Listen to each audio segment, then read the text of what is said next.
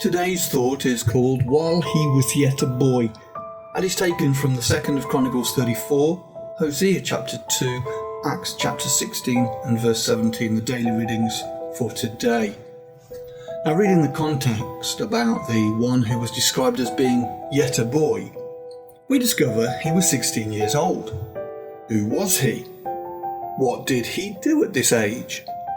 Today we read 2nd of Chronicles chapter 34 about a really young boy who was 8 years old when he began to reign.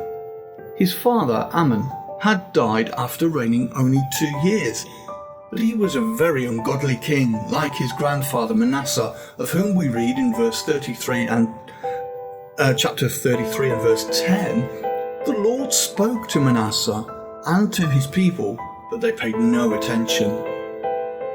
The Lord speaks to every generation these days through his written word, but so few pay any real attention.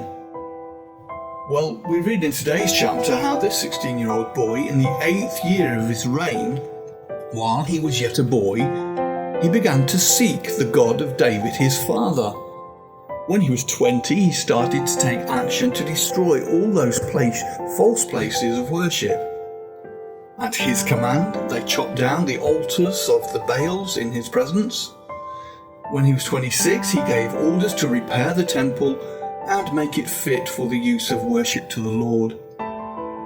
In the process of doing this, Shaphan, the secretary, reported to him, "I have found the book of the law in the house of the Lord."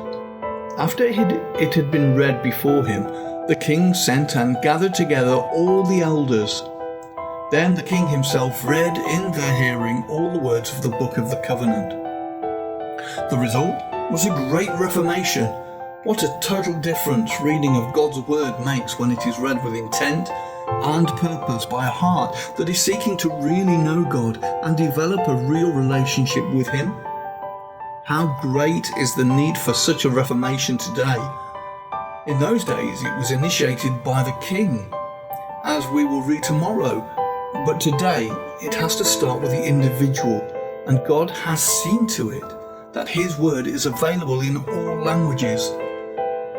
It will be diligently read by those who are mentally awake and see the need to really seek God. Those who are ready to practice the results of such a seeking will make sure they read it. What position are you in?